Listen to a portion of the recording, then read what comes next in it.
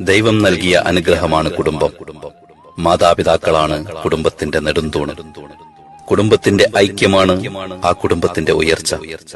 നിങ്ങൾ ചിന്തിച്ചിട്ടുണ്ടോ, ഈ കുറഞ്ഞ കാലത്തെ ജീവിതം പരസ്പരം വിമർശിച്ചിട്ട് എന്ത് കാര്യം? വിമർശിക്കും തോറും കുടുംബങ്ങളിൽ വാശിയും വൈരാഗ്യവും കൂടി വരുന്നു. തിരിച്ചു വരാത്ത ഈ ലോകത്ത് വിഡ്ഢികളാകാതെയുള്ള ജീവിതം സന്തോഷത്തിലാകണം.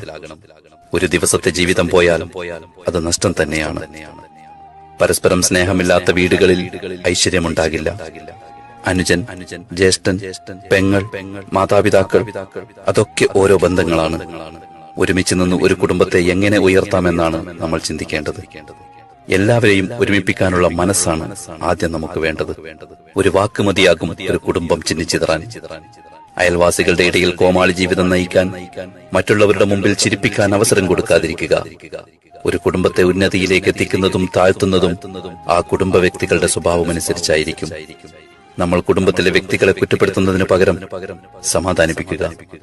അനുജന്റെ ഭാഗത്തു നിന്ന് ചിന്തിക്കുക, ജ്യേഷ്ഠന്റെ ഭാഗത്തു നിന്ന് ചിന്തിക്കുക. പെങ്ങൾ, മാതാപിതാക്കൾ, ഇവരെയൊക്കെ കുറ്റപ്പെടുത്തുന്നതിന് പകരം അവരുടെ ഭാഗത്തു നിന്ന് ഒന്ന് ചിന്തിക്കുക. കുടുംബത്തിലെ ഓരോ വ്യക്തികളെ കുറിച്ച് പഠിക്കുക, മനസ്സിലാക്കുക. പുഞ്ചിരിച്ചുകൊണ്ട് മാത്രമേ പെരുമാറാവൂ. ഞാനാണ് ശരി, എന്റെ ചിന്തയാണ് ശരി എന്ന മനോഭാവം പൂർണ്ണമായി മാറ്റിയെടുക്കണം. ആരെയും ഒറ്റപ്പെടുത്തി കുറ്റപ്പെടുത്തരുത്. എല്ലാവരും ആഗ്രഹിക്കുന്നത് കുടുംബങ്ങളിൽ സമാധാനമാണ്. എന്തെങ്കിലും കുറച്ച് ലാഭങ്ങൾക്ക് വേണ്ടി കുടുംബബന്ധം തകർക്കരുത്.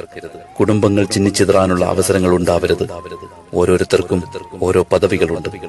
മാതാവ് ഒരു പദവിയാണ്, പിതാവ് ഒരു പദവിയാണ്, ജ്യേഷ്ഠൻ ഒരു പദവിയാണ്, അനിയൻ അതൊരു പദവിയാണ്, ഭാര്യ ഒരു പദവിയാണ്, പെങ്ങൾ ഒരു പദവിയാണ്.